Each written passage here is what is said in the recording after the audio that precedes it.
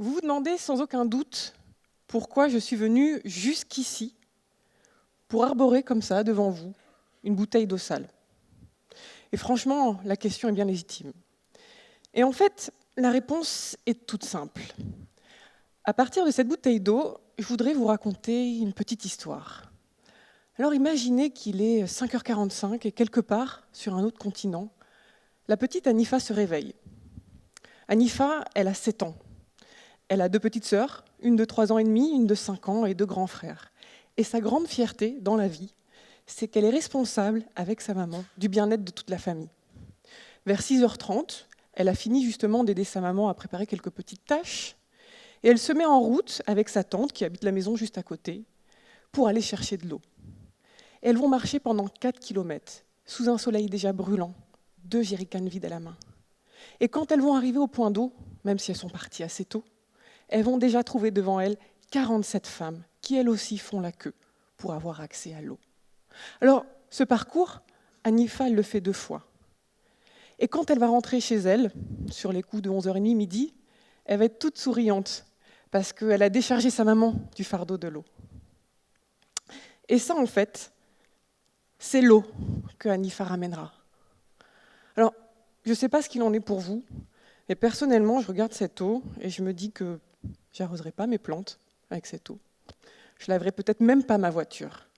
Et pourtant, cette eau, Anifa et sa famille, ils la boiront, ils cuisineront, ils se laveront avec. Bref, ils survivront jusqu'à demain, jusqu'à ce que Anifa retourne chercher de l'eau. Alors pour moi, Anifa, elle représente ces héros du quotidien, ceux qui ne font pas de bruit, ceux qui ne font pas de vagues, les silencieux. Mais vous savez quoi ? Il est des héros dont on se passerait bien. Parce que pendant que Anifa, elle va chercher de l'eau, elle n'a pas de loisirs. Mais pire que ça, elle ne va pas à l'école. Elle ne va pas à l'école, ça veut dire que Anifa, elle n'aura pas de diplôme. Elle n'aura pas de diplôme, elle n'aura pas de travail. Elle n'aura pas de travail, elle n'aura pas d'indépendance financière. Et finalement, sa vie, elle est toute tracée. Elle restera cantonnée, comme sa tante, au rôle d'aller chercher de l'eau. Et on voit bien avec la petite histoire d'Anifa, c'est le cercle vicieux de la pauvreté et celui de la paupérisation des femmes auquel on assiste. Et malheureusement, le cas de la petite Anifa, vous en doutez, eh bien, il n'est pas isolé.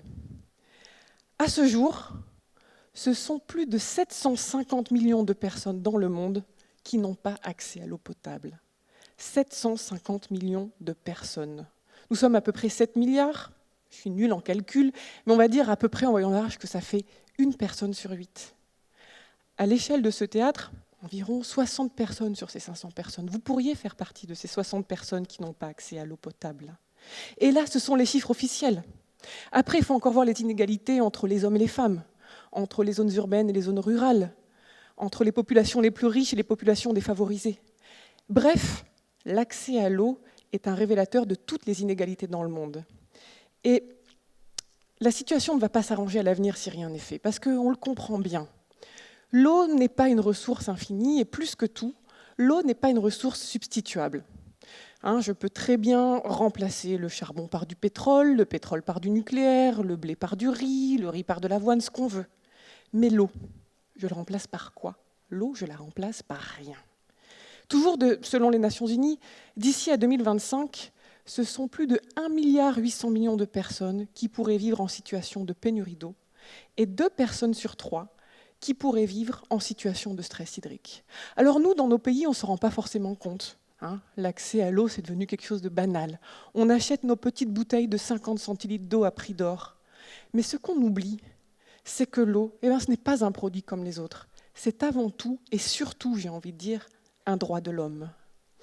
Mais avoir le droit, qu'est-ce que ça veut dire ? C'est marrant parce que c'est peut-être une des premières choses qu'on apprend. Les enfants disent toujours « j'ai le droit, madame, j'ai le droit ».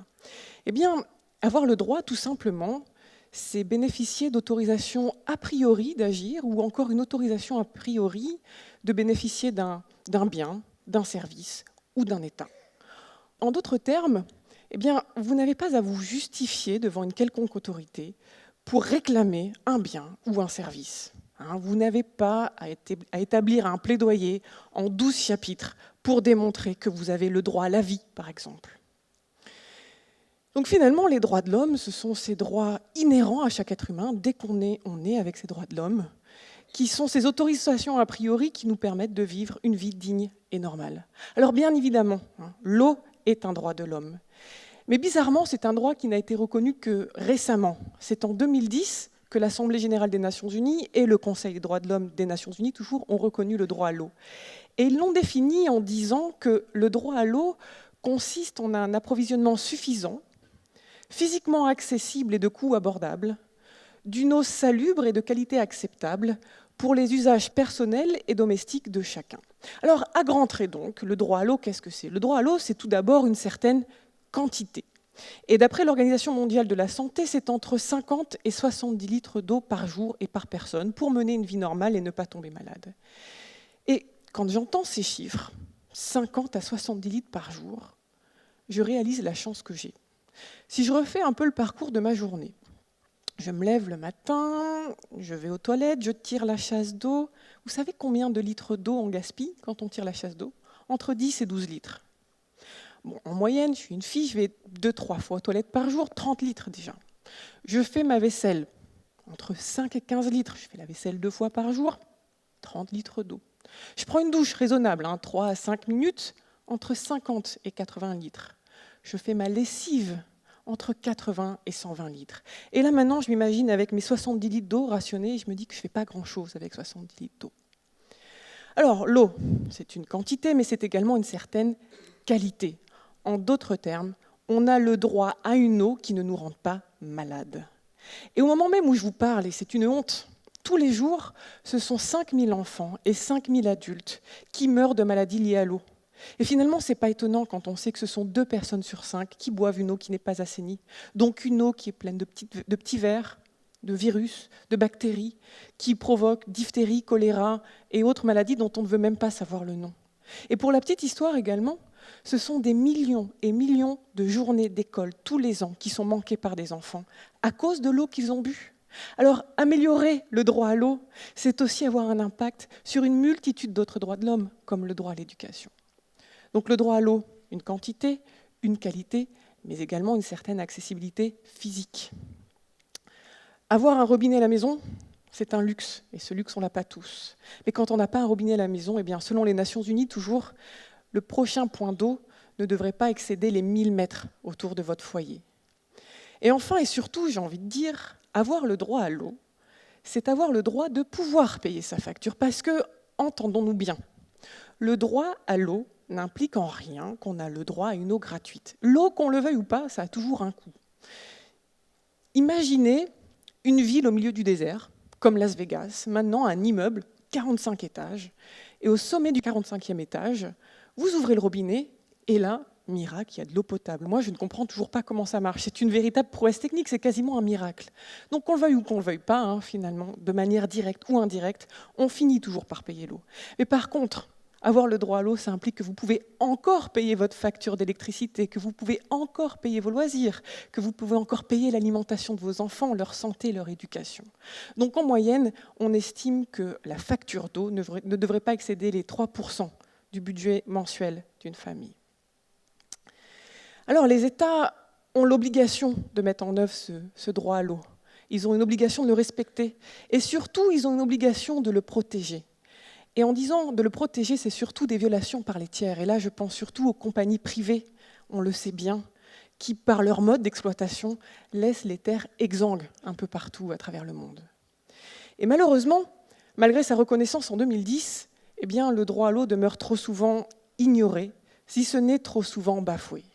Et c'est le moment où vous vous dites « c'est bien triste tout ça, mais moi, qu'est-ce que je peux faire ?» Et ça me fait toujours penser à cette petite anecdote de mon enfance quand j'étais petite, que je finissais pas mon assiette. Mon grand-père me disait « pense aux enfants qui n'ont rien à manger ». Et alors, on l'a tous entendu cette phrase, moi ça m'irritait terriblement. J'avais envie de lui dire « mais tu veux que je fasse quoi en fait ?» Je prépare un petit colis avec les 3 pommes de terre, les 2 grains de riz, les 3 branches d'épinards, je mets en adresse enfant quelque part dans le monde qui a faim et j'envoie ça. Et on pourrait se dire la même chose avec l'eau. Vous savez, quand par exemple, on prend une douche un peu trop longue, plein cœur de l'hiver, c'est doux, c'est confortable, ça fait 20 minutes qu'on est sous l'eau chaude, on commence à culpabiliser, on se dit, bon, bah quoi, j'ouvre un pipeline et j'envoie ça directement en Afrique, en Asie ou même en Californie. Ça, c'est un réflexe normal. Mais en réalité, on peut toujours agir. Parce que si l'eau est un droit de l'homme, l'eau est également une responsabilité partagée. L'eau ne connaît pas ce phénomène des frontières. Et en tant que ressource finie, nous la partageons. Parce que, entendons-nous bien, le problème de l'eau, ce n'est pas un problème de quantité. De l'eau, il y en a assez pour tout le monde. Le problème de l'eau, c'est comment on va le partager, comment on va la gérer, comment on va la gouverner pour que les partages soient équitables pour les présentes et les futures générations, ainsi que pour sauvegarder nos écosystèmes. Alors, d'un point de vue individuel, bien évidemment, ce qu'on peut faire, c'est déjà prendre conscience de notre impact sur l'eau. Parce que, bien évidemment, il y a ce que j'appelle l'eau visible. C'est facile de comprendre, je bois 1 litre d'eau, je prends une douche, je fais ma vaisselle, on comprend. Mais à côté de cette eau visible, il y a toute cette eau virtuelle qu'on consomme. Pour la petite histoire, pour 1 kilo de bœuf, il faut 15 500 litres d'eau gaspillée ou usée, donc l'équivalent d'une petite piscine. Pour produire un œuf, seulement un œuf, et je ne parle même pas pour le déplacer de la ferme jusqu'au supermarché ou au marché, ce sont 200 litres d'eau. En résumé, vous faites une omelette de 5 œufs, vous avez consommé votre mètre cube d'eau. Pour 1 kilo de pommes de terre, ce sont 590 litres d'eau. Et en fait, partout à travers le monde, ce sont 70% des eaux douces qui sont utilisées pour l'agriculture. Alors entendons-nous bien, je ne suis pas en train de vous dire qu'il faut arrêter de manger, c'est surtout pas ça l'idée. En revanche, on peut déjà prendre conscience de nos modes de consommation et puis y réfléchir avec nos agriculteurs à des techniques d'arrosage plus rationnelles, et puis même déjà à notre échelle, pourquoi pas commencer par consommer nos légumes et fruits de saison et puis nos légumes et fruits locaux. Après tout, c'est peut-être pas pour rien si les fraises ne poussent pas dans le désert. Et puis, ce qu'on peut faire également, c'est coupler notre prise de conscience sur notre impact en eau avec notre impact social. Alors, cette photo-là, derrière moi, elle a été prise au Salvador il y a quelques mois, dans la municipalité de Nepara. C'est un petit village, et sa particularité, c'est que dans sa zone, sous les terres, il y a l'aquifère le plus important du Salvador. Le Salvador est un tout petit pays en Amérique centrale. Et en 1996, une très célèbre compagnie privée qui met de l'eau en bouteille et qui produit du soda. D'ailleurs, pour la petite histoire, et c'est choquant, pour produire 1 litre de soda, c'est 235 litres d'eau. Eh bien, cette compagnie privée, en 1996, elle a obtenu le permis d'exploiter 20 millions de mètres cubes par an d'eau. Alors, si vous êtes comme moi, c'est-à-dire nul en chiffres, ça ne vous parle pas. En résumé, c'est 63 litres d'eau par seconde. Et on sait à ce jour que si rien n'est fait, d'ici à 2030, il n'y aura plus d'eau à Nepara. Plus d'eau à Nepara, ça veut dire plus d'eau au Salvador. Et déjà à ce jour, les communautés locales et surtout les communautés indigènes ont de grandes difficultés à avoir accès à l'eau potable. Ce à quoi on leur répond, et je ne plaisante pas, c'est véridique, on leur dit « mais vous inquiétez pas, de l'eau il y en aura toujours, on vous vendra de l'eau en bouteille ». Vous imaginez, c'est pas mal finalement. On vient chez vous, on exploite votre aquifère pour un prix dérisoire, et puis on va vous revendre 1 litre d'eau, 1000 fois son coût d'exploitation, mais vous inquiétez pas, vous aurez de l'eau. Alors malheureusement, ce cas, comme celui du Salvador, il y en a un petit peu partout dans le monde. Et bien souvent, ces compagnies privées dont je parle, ce sont des compagnies qui viennent de chez nous. Alors non seulement nous pouvons, mais également nous devons exiger que l'impact de ces compagnies sur les droits de l'homme et le droit à l'eau soit davantage contrôlé. Parce qu'en résumé, l'eau, c'est la responsabilité de tous. Et que vous le vouliez ou non, qu'on le veuille ou non, par nos modes de vie, par nos modes de consommation, eh bien, nous avons un impact sur le droit à l'eau de quelqu'un d'autre dans le monde. Alors prendre conscience de son impact en eau, c'est bien. Exiger de nos politiques et de nos propres compagnies privées qu'elles traitent l'eau pour ce qu'elle est, c'est-à-dire un droit de l'homme et non pas un produit, c'est mieux. Alors par contre, je ne vais pas tarder à vous laisser parce que j'ai parlé pendant déjà un quart d'heure de tous ces mètres cubes d'eau et là, il va falloir que j'aille bon, on est intime, je peux vous dire, il va falloir que j'aille exercer mon droit à l'assainissement. Mais bon, ça, le droit à l'assainissement, je vous en parlerai une autre fois, même si c'est très lié au droit à l'eau. Mais je ne partirai pas sans vous dire que dès maintenant, eh bien, nous pouvons tous agir et nous pouvons être les héros de l'eau pour les présentes et les futures générations. Merci beaucoup.